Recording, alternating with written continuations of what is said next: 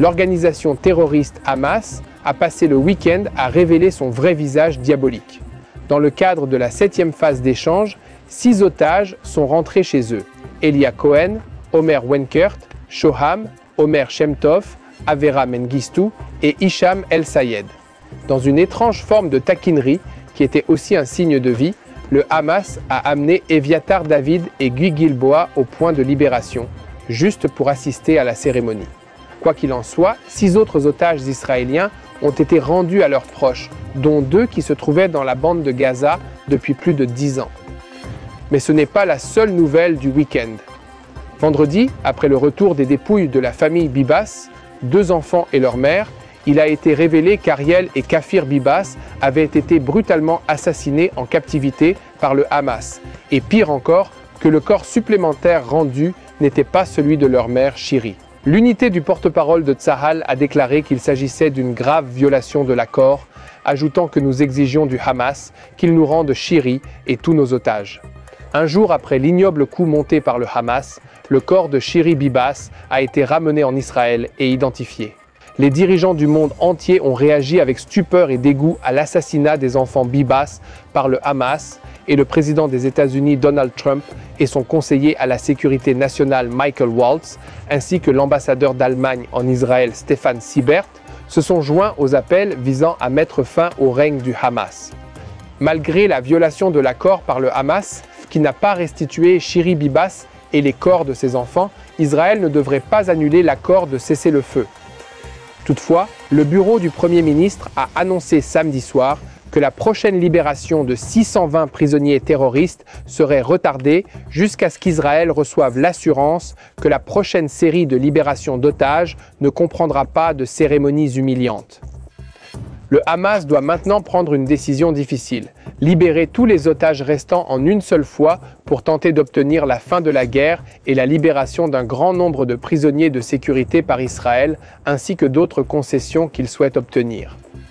Plusieurs scénarios sont envisageables à l'issue de cette première phase de l'accord de cessez-le-feu. Nous pourrions assister à la poursuite de ce que nous avons vu jusqu'à présent, à savoir une libération progressive limitée des otages et la poursuite des négociations en vue d'un cessez-le-feu permanent, ou nous pourrions assister à la reprise de la guerre et des combats dans la bande de Gaza. Washington détient la clé de tout cela, mais ces messages restent contradictoires. En parlant de messages, le Hamas se félicite d'une avancée significative dans la phase de libération des otages, affirmant qu'il a forcé Israël à plier, franchissant ainsi ses propres lignes rouges.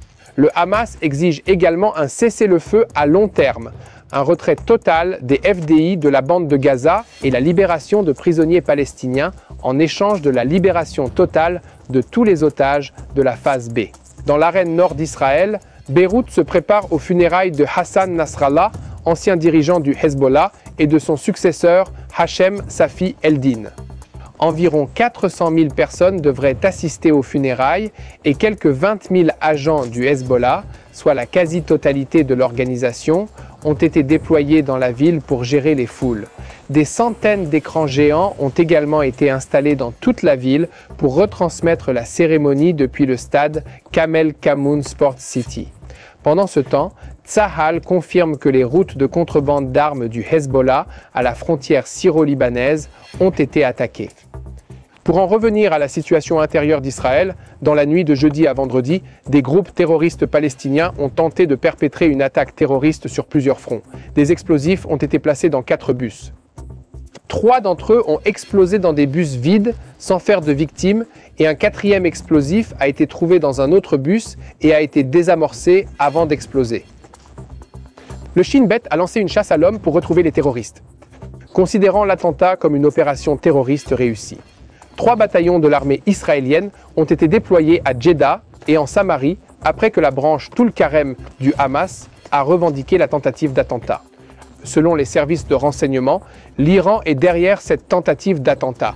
Ils essaient de nous frapper sans utiliser de missiles ou de drones, car leurs précédentes attaques utilisant ces armes ont échoué. L'Iran dirige des activités terroristes contre Israël, finance des groupes armés et utilise des méthodes simples mais efficaces, tout en comblant les lacunes en matière de sécurité.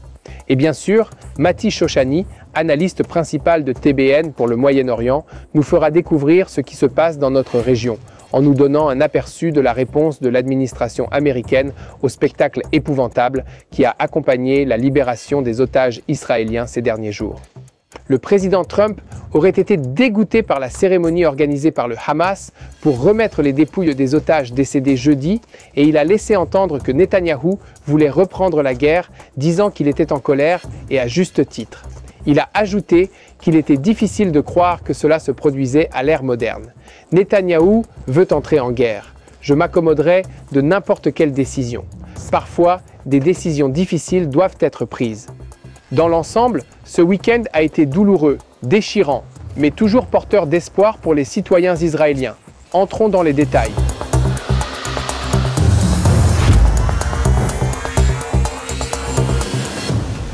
Je m'appelle Yair Pinto et voici votre rapport Boots on the Ground sur ce qui se passe en Israël au 505e jour de la guerre contre le Hamas, le Hezbollah, les Houthis au Yémen et tous les groupes armés en Irak, en Syrie et dans toute la région qui sont tous sous le commandement des gardiens de la révolution iraniens qui sont à la tête de l'axe du mal au Moyen-Orient. Avant de poursuivre, je vous invite à vous abonner si ce n'est déjà fait afin de connaître la vérité en temps réel et de ne jamais manquer un autre épisode de Boots on the Ground sur TBN francophone. Nous voulons que vous soyez avec nous dans la prière et dans la connaissance et le partage de la vérité d'Israël. Passons maintenant à l'actualité. Le Hamas tente de toutes ses forces d'humilier Israël. Et je pense parler au nom de tous les Israéliens en disant que nous ne nous laissons pas intimider. L'organisation terroriste du Hamas et tous ceux qui ont pris part au spectacle d'horreur de ce dernier mois ne s'en tireront pas à si bon compte. Dieu voit tout, et je pense que c'est tout ce qu'il y a à dire à ce sujet. Dans le cadre de la 7e phase de l'accord de cessez-le-feu, 6 otages sont rentrés chez eux samedi. Elia Cohen, Omer Wenkert, Tal Shoham, Omer Shemtov, Avera Mengistu et Hicham El Sayed. À peu près au même moment, un porte-parole du kibbutz Nir Oz a annoncé le meurtre en captivité de Shiri Bibas après que l'on eut découvert que le cercueil retourné sous son nom contenait les restes d'une femme anonyme de Gaza. Après avoir affirmé qu'il s'agissait d'une erreur, le Hamas a livré les restes de Shiri à Israël tard dans la soirée de samedi. Il est impossible de savoir s'il s'agissait vraiment d'une erreur ou d'une nouvelle blague cruelle que le Hamas nous joue à tous. Mais quoi qu'il en soit, cela a ajouté une nouvelle couche de drame à une situation déjà traumatisante pour tout le peuple d'Israël. Toutefois, il s'agit effectivement de la fin de la phase A de l'accord de cessez-le-feu, au cours de laquelle il était prévu de libérer les otages vivants. Au cours de cette première phase, 29 Israéliens ont été libérés, y compris les dépouilles de 4 otages décédés cette semaine. Il s'agit bien sûr de Shiri Bibas et de ses enfants, Ariel et Kfir, ainsi que d'Oded Lifshitz. Jeudi prochain, les 4 dernières dépouilles d'otages décédés devraient être libérées, y compris celle de Shlomo Mansour, qui a déjà été officiellement déclaré mort. Ce sera la dernière semaine de la phase A qui s'étend sur 42 jours au total. À la fin de cette phase, il reste 59 otages à Gaza, dont 35 seraient morts en captivité. La plupart des otages vivants qui ont déjà été libérés semblent se porter généralement bien à l'extérieur, à l'exception d'une perte de poids importante et d'autres problèmes médicaux dus à la malnutrition. Les otages ont d'abord participé aux cérémonies de libération organisées par le Hamas. Cependant, dès qu'ils en ont eu terminé, ils ont été emmenés en Israël et ont retrouvé leur famille. Des appels ont ensuite été lancés pour que les efforts se poursuivent afin de libérer les otages restants du Hamas. Sur ce point, nous pouvons prendre un peu de recul et examiner la situation dans son ensemble. Les protestations des médiateurs concernant les spectacles humiliants et totalement inutiles entourant la libération des otages n'ont pas eu l'effet escompté. Lors de la dernière libération en date, samedi, on a assisté une fois de plus à un spectacle brutal et cynique consistant à libérer les 6 otages par un froid glacial et sous la pluie. Le Hamas a monté des scènes à 2 endroits en prévision des cérémonies et de grandes foules se sont rassemblées pour regarder, y compris des enfants. Contrairement aux libérations précédentes, le Hamas a permis à toutes les factions palestiniennes de participer à la cérémonie de Nusirat. Les portails des médias arabes ont noté que cette initiative avait été prise dans le contexte du plan de transfert du président américain Donald Trump et pour démontrer l'unité contre le déplacement. De manière inhabituelle, des hommes armés du mouvement Fatah se sont également rendus sur les lieux, malgré leur conflit de longue date avec le Hamas. Il s'agit de deux factions palestiniennes qui s'affrontent depuis de très nombreuses années. En Israël, des fonctionnaires ont déjà protesté à plusieurs reprises auprès des médiateurs contre les cérémonies cyniques organisées par le Hamas lors de la libération d'otages vivants. La dernière protestation en date a été formulée après la libération de l'otage Oded Lifshitz, d'Ariel et de Kafir Bibas, ainsi que de la personne que l'organisation terroriste prétendait être Shiri Bibas. Après des procédures d'identification médico-légale en Israël, il s'est avéré que les restes étaient ceux d'une femme inconnue. Plus tard, le Hamas a déclaré qu'il s'agissait d'une erreur et a transféré les restes de Shiri en Israël, où l'identification médico-légale a été effectuée et a confirmé qu'il s'agissait bien d'elle. Tout cela a ajouté une nouvelle dimension dramatique à la cérémonie étrange et cruelle qui a accompagné le transfert des restes à la Croix-Rouge jeudi dernier. Cette démonstration a suscité la condamnation du monde entier, y compris des pays arabes et des autorités musulmanes, des Émirats arabes unis et d'Arabie saoudite, qui ont déclaré que le Hamas avait jeté l'opprobre sur l'islam. Volker Türk, haut-commissaire des Nations Unies aux droits de l'homme, a également publié une déclaration critiquant sévèrement cette cérémonie nauséabonde, la qualifiant de répugnante et de cruelle.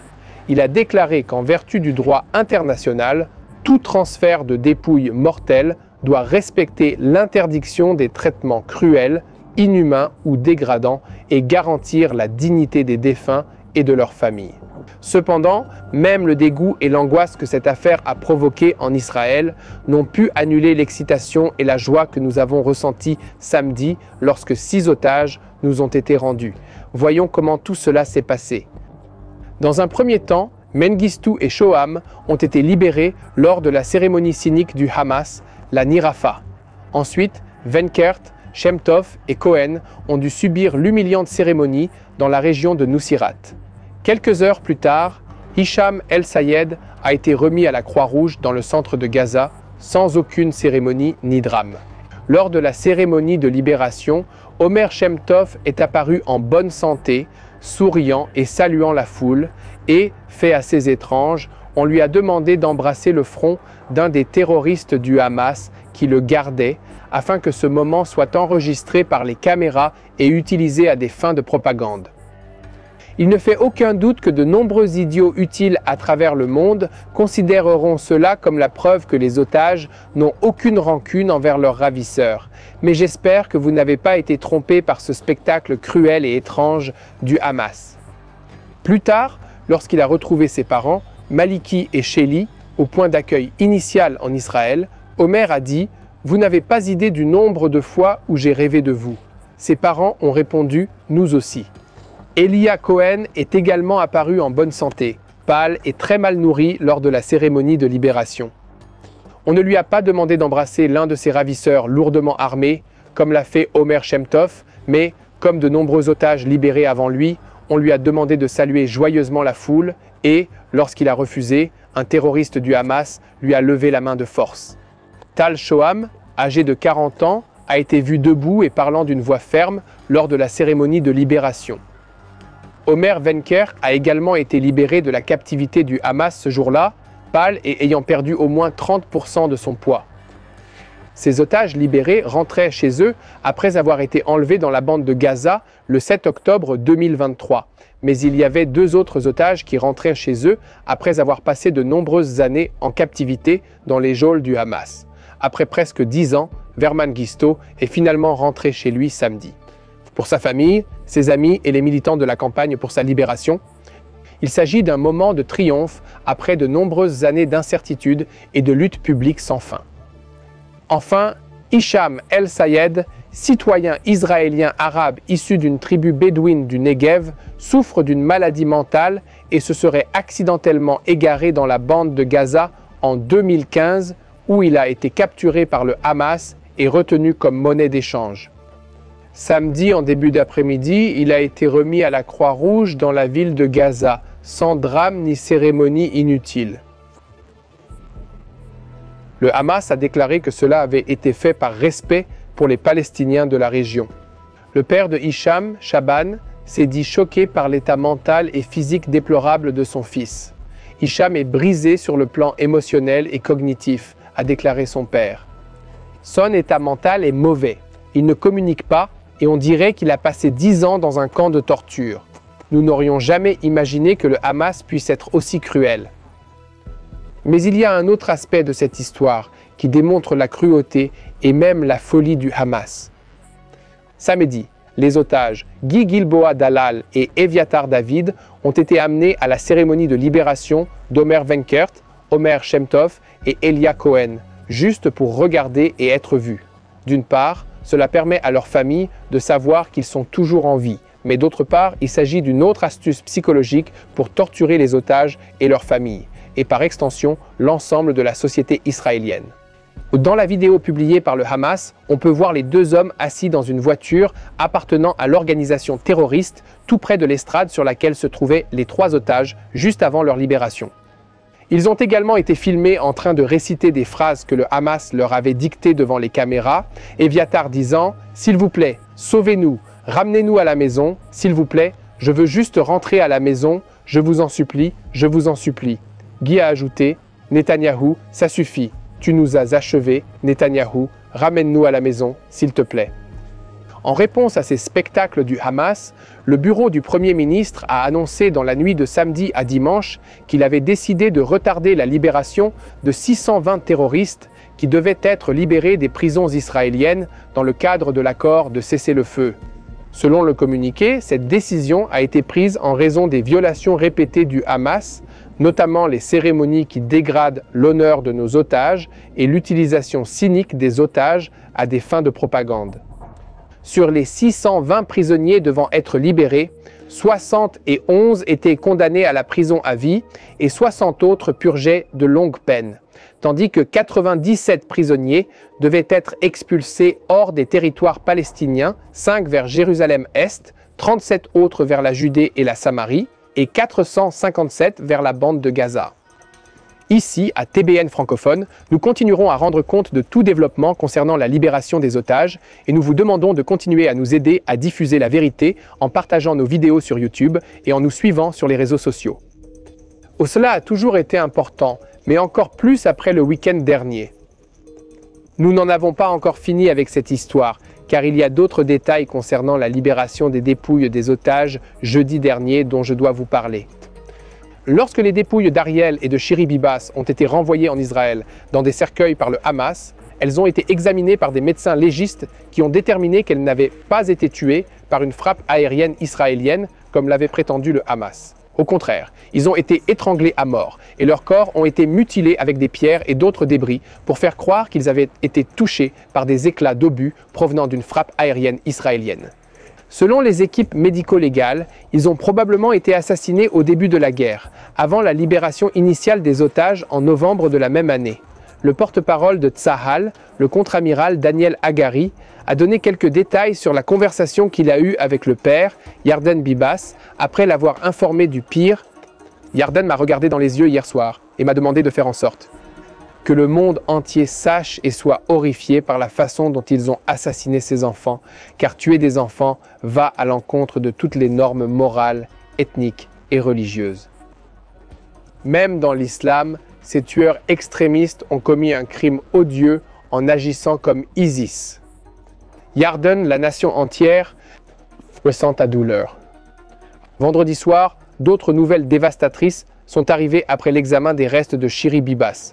Il a été déterminé qu'elle avait également été assassinée en captivité, également très peu de temps après avoir été kidnappée. Cet examen n'a été possible qu'après la remise de ses restes à Israël, à la suite d'une confusion survenue jeudi lorsque les restes d'une femme inconnue de Gaza ont été transférés dans le cercueil qui, selon le Hamas, contenait les restes de Shiri. Le Hamas a déclaré qu'une erreur avait été commise, mais certains pensent qu'il s'agissait d'une nouvelle blague cruelle. Nous ne le saurons probablement jamais avec certitude, mais en tout état de cause, cela a ajouté une nouvelle couche d'incertitude, de drame et d'angoisse à une situation déjà difficile. Pour ce que nous ne pouvons pas encore déterminer, Shiri et les enfants ont été enlevés le 7 octobre lors de la 3e ou peut-être 4e vague de ce que l'on appelle l'attaque des Palestiniens libres, au cours de laquelle le Hamas a encouragé les habitants de Gaza à procéder à des enlèvements d'Israéliens et a offert une récompense d'un appartement et de 10 000 $ pour chaque enlèvement. Permettez-moi de faire un bref commentaire sur tout cela. On ne sait pas exactement pourquoi Shiri et les enfants ont été assassinés et qui l'a ordonné. Il s'agit peut-être du résultat d'une action individuelle, sans instruction de quiconque. Nous savons qu'ils ont été kidnappés par des civils gazaouis et non par le Hamas, et donc peut-être que le Hamas n'avait pas leur garde au moment où ils ont été assassinés et qu'ils ne pouvaient donc pas contrôler ce qui leur arrivait. Mais le Hamas porte toujours la responsabilité de cet acte de meurtre brutal, car c'est lui qui a mis en œuvre les circonstances qui l'ont rendu possible. Depuis des décennies, les Israéliens tentent de faire comprendre au monde entier que les enfants palestiniens apprennent à haïr les Juifs et les Israéliens dès leur plus jeune âge et que cette culture de la haine et de la violence aboutit à des scènes comme celle-ci. Tout ce lavage de cerveau et cet endoctrinement ont pour but d'intimider les Israéliens et de nous chasser de notre patrie. Du point de vue du Hamas, la torture n'est qu'une simple tactique au service de sa stratégie. Une fois de plus, je pense pouvoir parler au nom de tous les Israéliens en disant que nous ne sommes pas intimidés par cette tactique dont on ne fait que parler. Nous ne fuirons pas notre patrie parce que le Hamas menace d'attaquer nos civils, nos enfants, nos femmes et nos personnes âgées. Au contraire, cela ne fait que renforcer notre détermination à construire une patrie plus forte et nous continuerons à être une bénédiction pour le monde au lieu d'être une malédiction comme ils le sont. À cet égard, avec l'achèvement samedi de la dernière phase de libération des otages vivants dans le cadre de la première phase de l'accord de cessez-le-feu dans la bande de Gaza, les questions se multiplient sur la possibilité de passer à la phase B et sur la possibilité de trouver une solution globale pour la bande de Gaza qui réponde aux conditions d'Israël. Nous poursuivrons avec l'attaque israélienne au Liban et les combats en cours de Tzahal dans les autres secteurs. Restez avec nous pour cela, mais tout d'abord, nous allons nous tourner vers Mati Shoshani, analyste principal du Moyen-Orient à TBN, qui nous dira tout sur l'impact des déclarations du président Trump sur le Moyen-Orient. Merci. Ce week-end et toute cette semaine ont été l'occasion d'étudier comment le Hamas tente de se placer sur le même terrain moral que l'État d'Israël. Et chaque fois que leurs actions sont portées à la connaissance du public, il est clair qu'ils sont le mal absolu dans tout ce qu'ils font, disent et planifient. Voici ce qui s'est passé au cours des 4 ou 5 derniers jours en Israël, à Gaza et dans les relations entre les deux. Le président Trump, tout d'abord, se tient publiquement aux côtés d'Israël et déclare « Je suis d'accord avec ce que Netanyahou considère comme une réponse correcte aux violations du cessez-le-feu par le Hamas. » Plus encore, il déclare « Je suis d'accord pour qu'il se sente, ou je comprends qu'il se sente en colère, frustré et qu'il veuille réagir fermement contre le mouvement Hamas. Et quelle que soit la décision qu'il prendra, je la soutiendrai. » Pourquoi en est-il ainsi? Eh bien, la toile de fond de tout cela est le fait que, encore et encore, le Hamas libère des otages israéliens, morts ou vivants, et Israël libère des terroristes du Hamas, tous bien nourris et en bonnes conditions, en Judée et en Samarie, et dans certains cas, dans la bande de Gaza et ailleurs.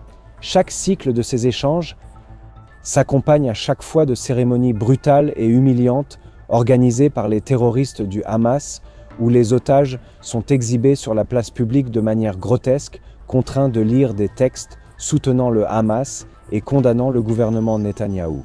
Ces pratiques ont provoqué une condamnation unanime de la communauté internationale, en Israël bien sûr, mais aussi dans tous les pays du monde. Et la situation empire encore. Les enfants de la famille Bibas, c'est-à-dire ces très jeunes enfants et leur mère, reviendront morts dans l'État d'Israël. Non seulement ils sont renvoyés morts, mais le Hamas, dont on ne sait pas s'il l'a fait intentionnellement ou non, renvoie le mauvais corps en Israël. Il ne s'agit donc pas du corps de la mère, mais de celui d'une femme palestinienne décédée.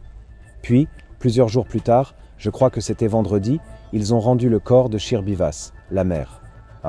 C'est une image qui était ancrée dans la psyché israélienne. C'est l'image d'une mère, rousse, jeune, qui tient ses 2 jeunes enfants, l'un âgé de moins d'1 an à l'époque, l'autre de 4 ans.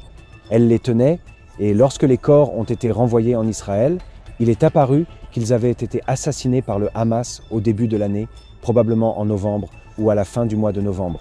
Et non seulement cela, mais le Hamas a essayé de cacher ce qu'il avait fait à ses corps lorsqu'il les a rendus à Israël. Imaginez cette image. Partout dans le monde, les gens se disent qu'ils attendent de voir cette famille. Puis nous découvrons que la famille, c'est-à-dire la mère et les 2 jeunes enfants, cette mère et ses enfants roux, à l'air très innocents, ont été renvoyés morts au lieu d'être ramenés vivants. Mais ce n'est pas tout, nous découvrons qu'ils ont été brutalement assassinés par le Hamas au début de la guerre. Et l'indignation internationale à ce sujet a été unanime. Comment ne pas avoir ce genre de réaction? Comment ne pas regarder ce qui s'est passé et se dire à soi-même « c'est tout simplement inadmissible ». Le Hamas a tenté d'étayer cette affaire. Ils avaient une bannière derrière la famille qui disait que c'était une frappe aérienne israélienne qui avait tué la famille. Mais nous savons tous maintenant que ce n'est pas du tout le cas. En fait, il s'agit d'un acte purement diabolique de la part du Hamas. Et même eux, avec leur méchanceté et leur brutalité, ont bien compris qu'ils ne devaient pas laisser le monde savoir ce qu'ils avaient vraiment fait. Ils ont donc essayé de cacher leurs actions. Le président américain Trump regarde donc ce qui se passe ici, clairement, s'exprimant fermement en faveur du Premier ministre Netanyahou, qui doit faire tout ce qui est en son pouvoir pour ramener les otages et comprenant l'angoisse et la colère que ressent le peuple israélien. Et puis les images de ces jeunes innocents ramenés en Israël, morts au lieu d'être vivants. Imaginez encore une fois que des terroristes du Hamas aient choisi d'assassiner un enfant de 4 ans et un bébé. Et ils ont également assassiné leur mère. Voilà ce qu'ils ont fait. Tel est l'héritage du mouvement Hamas dans la bande de Gaza. Et ils étaient tellement mauvais qu'ils ont essayé de cacher leurs actes pour que nous ne puissions pas identifier ce qui leur est vraiment arrivé lorsqu'ils ont été ramenés. Ah mais cela ne s'arrête pas là. Le Hamas tente de rendre Israël responsable de ce qui est arrivé à cette famille. Une accusation qui, bien entendu, n'a aucun lien avec ce qui s'est passé. Le monde entier crie donc sa colère et sa frustration. Il semble qu'il y ait un grand soutien pour poursuivre le Hamas par tous les moyens possibles. À tel point que, pour récapituler tout ce qui s'est passé, à chaque tournant de cet échange, de l'accord de cessez-le-feu, le Hamas, d'une manière ou d'une autre, par une petite ou une grande chose, viole l'accord. Il ne renvoie pas les bonnes personnes, il ne les renvoie pas à temps, il ne donne pas les noms des personnes qui vont être libérées, encore et encore et encore. La plupart des Israéliens se demandent donc s'il faut continuer à maintenir le cessez-le-feu. D'ailleurs, nous sommes presque à la fin de l'accord de cessez-le-feu. Et la phase suivante est censée être une solution à long terme entre Israël et les terroristes du Hamas. Nous nous trouvons donc dans une situation très étrange où tout le monde, tant du côté du gouvernement américain que du côté d'Israël, est favorable à l'idée d'aller à l'encontre du Hamas et de ne pas poursuivre le cessez-le-feu. Dans le même temps, en Israël, et je pense dans le monde entier, tous ceux qui ont du cœur souhaitent que les otages, qu'ils soient vivants ou morts, soient ramenés. D'ailleurs, nous savons qu'il y en a beaucoup d'autres qui sont vivants. Le Hamas a même amené plusieurs des otages vivants qui ne font pas partie de cette série de libération à l'une des dernières cérémonies du week-end pour attirer l'attention du monde et du peuple israélien sur ces otages afin de maintenir la pression. Si l'on examine vraiment tout cela, on constate que la brutalité du Hamas n'a pas de fin. Il n'y a pas de fin à la méchanceté du Hamas, il n'y a pas d'humanité dans leurs actions, et il semble que toute action contre eux soit la bonne chose à faire. Et pour compliquer considérablement les choses, il y a un autre élément, celui de ce qui va se passer au Moyen-Orient. Les États-Unis ont engagé des discussions approfondies avec les Saoudiens et plusieurs autres pays sur le jour d'après le Hamas, le jour d'après le Hezbollah, le jour d'après l'influence iranienne telle que nous la connaissons depuis 1 an et demi, et par extension, depuis le début de l'administration de Biden. À quoi ressemblera ce jour? Les Saoudiens sont donc venus à la table des négociations, parlant d'être une partie substantielle de tout accord futur. Parallèlement, les pressions exercées par l'administration américaine sur la Jordanie et l'Égypte pour qu'elles accueillent les otages palestiniens de la bande de Gaza n'ont pas porté les fruits escomptés jusqu'à présent. En fait, les Égyptiens ont opposé une résistance incroyablement forte, ce dont Yair et moi avons d'ailleurs parlé dans le podcast du week-end dernier, si vous voulez en savoir plus sur ce sujet. Mais ce qui est vraiment intéressant ici, c'est que l'administration américaine soutient publiquement presque toutes les actions du gouvernement israélien. En fait, le président Trump est allé jusqu'à dire qu'il pouvait comprendre que le Premier ministre Netanyahou veuille prendre des mesures énergiques et choisisse éventuellement de ne pas poursuivre l'accord avec le Hamas. L'opinion publique israélienne ne fait plus confiance au Hamas en tant que partenaire de négociation. Nous savions qu'il s'agissait de terroristes. Nous savions qu'on ne pouvait pas leur faire confiance. Mais ce que nous avons vu, c'est un niveau de brutalité, de malhonnêteté et de comportement inhumain au-delà de ce à quoi nous nous attendions à chaque tournant de cette dernière négociation. Le gouvernement israélien indique que nous ne verrons peut-être pas la prochaine phase de l'accord de cessez-le-feu. Il reste à voir si nous allons prolonger la première phase et poursuivre les échanges, ou si Israël choisira de ne pas continuer et de reprendre les manœuvres militaires dans la bande de Gaza pour tenter de faire tomber ce qui reste du gouvernement du Hamas. Il est clair pour tous les participants à la table des négociations que le Hamas ne peut pas continuer à contrôler la bande de Gaza. Et pourtant, après plus d'1 an de combat dans la bande de Gaza, ils sont de nouveau là, avec une mainmise sur la vie civile et militaire et toujours avec des otages entre leurs mains. Pour les Israéliens, pour les gens de conscience du monde entier, cela ne peut tout simplement pas continuer. On ne sait pas très bien comment cela va se passer, mais il est clair que des décisions fortes et difficiles doivent être prises par le gouvernement israélien, l'administration américaine, qui a soutenu notre gouvernement d'une manière inédite. Le moment est peut-être venu pour le Premier ministre Netanyahou et le gouvernement israélien de prendre des décisions fortes et difficiles. Vous remarquerez peut-être que je porte à nouveau l'uniforme. Et comme moi, beaucoup d'autres en Israël le sont. Et si les gens du monde entier se posent la question de savoir si le peuple israélien est fatigué, il n'en est rien. De savoir si le peuple israélien est fatigué, fatigué de se battre, fatigué de cette guerre, je vous dirai que la réalité est bien différente. Nous avons encore l'endurance, la puissance, l'énergie et la concentration nécessaires pour mener cette guerre de légitime défense sans relâche jusqu'à ce qu'elle soit terminée. Le peuple israélien est déterminé à ramener les otages et l'armée israélienne est plus que jamais équipée, entraînée et concentrée pour mener à bien cette guerre. Nous sommes plus déterminés que jamais à faire tomber le Hamas, le régime diabolique de la bande de Gaza, à renverser le Hezbollah, que nous avons déjà au Liban, et à apporter quelque chose de mieux à la population de ce pays, ainsi qu'à faire face à la menace iranienne. Des jours intéressants et difficiles nous attendent, mais nous sommes forts, nous sommes inébranlables et nous sommes résolus à mettre fin au mal qui entoure notre pays. Nous ne sommes pas fatigués, nous sommes prêts à servir, nous sommes prêts à nous battre pour ce qui est juste dans cette région. Retour à vous, Yair Pinto. Merci pour cette analyse, Mati Shoshani. Et maintenant, revenons à l'actualité. Comme jeudi, une énorme attaque terroriste palestinienne contre des civils israéliens a été déjouée. Il s'agissait d'une tentative d'attaque combinée de grande envergure avec 4 engins explosifs placés dans des bus et destinés à exploser en pleine heure de pointe le vendredi matin. 3 des engins ont explosé prématurément et miraculeusement, il n'y a pas eu de victimes. De nombreuses forces de police ont été appelées sur les lieux des explosions et tentent de retrouver d'éventuels suspects. La fouille d'autres bus dans le Gush Dain a permis de trouver et de diffuser un 4e engin dans un bus qui était garé près de l'hôpital Wolfson à Holon, juste au sud de Tel Aviv. Le Shin Bet participe également à l'enquête et tente de localiser les terroristes à l'origine de cet attentat. L'engin qui n'a pas explosé pèse environ 5 kg et l'inscription « Vengeance de Tulkarem » y était inscrite en arabe. La direction de l'organisation terroriste Hamas à Tulkarem a ensuite laissé entendre qu'elle était responsable de l'attentat, déclarant que la vengeance des martyrs ne serait pas oubliée tant que l'occupant serait présent sur notre terre. Il a été établi par la suite que les bombes qui ont explosé à 21 h le jeudi soir devaient exploser à 9 h le vendredi matin.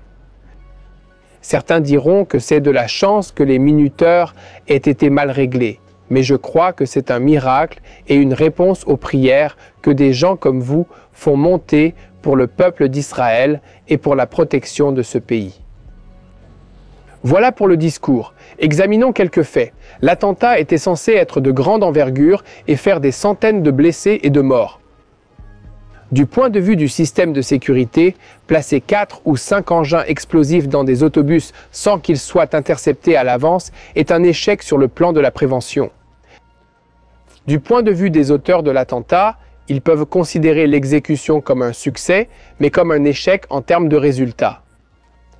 Il s'agit là d'un nouvel exemple de la manière dont Israël et l'Iran sont actuellement engagés dans une guerre asymétrique, qui a été marquée par plusieurs événements notables qui ont été observés publiquement et par de nombreux autres dont des gens ordinaires comme vous et moi n'entendront probablement jamais parler.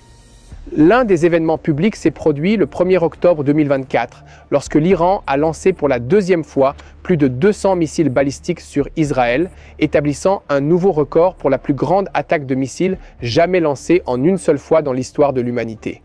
Les défenses israéliennes et alliées ont intercepté 98% des missiles lancés qui n'ont pas fait de victimes et n'ont causé que des dégâts minimes. En revanche, l'incident de jeudi soir devrait inquiéter tous les citoyens d'Israël. Les organisations terroristes de Judée et de Samarie ont une nouvelle fois prouvé qu'elles pouvaient pénétrer les défenses, et ce n'est que par un miracle de Dieu que nous avons été sauvés d'un résultat horrible. Bien que Tsahal, la police des frontières et le Shin Bet mettent rapidement hors d'état de nuire les cellules qui ont lancé cette attaque, il y en a des centaines d'autres et il faudra faire preuve d'une vigilance constante pour s'en protéger. Il est également important de répéter que l'Iran dirige et finance toutes ces attaques et tentatives d'attaque.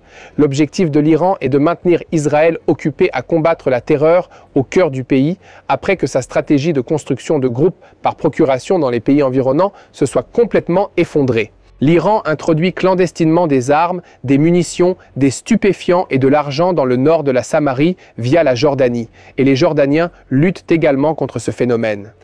Mais un seul attentat perpétré par un terroriste utilisant des armes rudimentaires au cœur de Tel Aviv peut causer plus de dégâts que les centaines de missiles balistiques et de drones que l'Iran a tirés sur Israël lors de 2 attaques l'année dernière. C'est pourquoi, quelques heures seulement après l'attentat manqué contre un bus jeudi soir, l'armée israélienne a déployé 3 nouveaux bataillons en Judée et en Samarie et a conseillé au public d'être en état d'alerte. Ici, à TBN francophone, nous rendrons compte de chaque développement en Judée et Samarie et des organisations terroristes palestiniennes qui sont dirigées par le corps des gardiens de la révolution iranienne pour mener des attaques contre Israël. Comme toujours, nous vous demandons de nous aider en continuant à diffuser la vérité, en partageant nos vidéos sur YouTube et en nous suivant sur les réseaux sociaux. Et une fois de plus, nous vous invitons à cliquer sur le bouton d'abonnement si vous ne l'avez pas encore fait afin de rester à l'écoute de la vérité. Revenons maintenant à l'accord de cessez-le-feu entre Israël et le Hamas. À mon avis, la deuxième phase de l'accord n'aura pas lieu. Le fossé entre les parties est trop grand et il n'y a pas de temps pour les négociations. Nous avons négocié la première étape pendant plus de 6 mois et elle était beaucoup moins importante. La négociation actuelle est complètement différente parce qu'Israël dit au Hamas, qui veut rester au pouvoir, de quitter Gaza et de déposer les armes. Il n'y a pas de pont entre les deux. Si Israël peut libérer autant d'otages que possible, cela revêt une importance morale et permet d'atteindre l'un des objectifs de la guerre, à savoir le retour de nos otages dans leur pays d'origine. En outre, cela a également une importance opérationnelle puisqu'il y a moins d'otages à l'intérieur de la bande de Gaza. Cela sera utile lorsque nous parlerons de la reprise des combats, si et quand le Hamas refusera de libérer davantage d'otages. Comme cela a été dit ailleurs, à ce moment-là, il faudra probablement ouvrir les portes de l'enfer, ce qui signifie une offensive totale sur la bande de Gaza et un changement complet de la question humanitaire dont l'objectif est la défaite du Hamas. Chaque Israélien comprend que cela doit être fait pour que cela ne se reproduise plus. Continuez donc à prier pour Israël, priez pour nos otages qui sont détenus dans la bande de Gaza aux mains des terribles terroristes du Hamas. Continuez à prier pour Israël, priez pour nos soldats, où qu'ils soient, qu'ils se battent à Gaza, au Liban, en Syrie ou en Judée et Samarie. Priez pour les enfants d'Israël qui doivent grandir avec la peur des attaques terroristes à la bombe et à la roquette. Priez pour tous les civils qui sont touchés par ces organisations terroristes dans toute la région. Continuez à prier pour la paix à Jérusalem.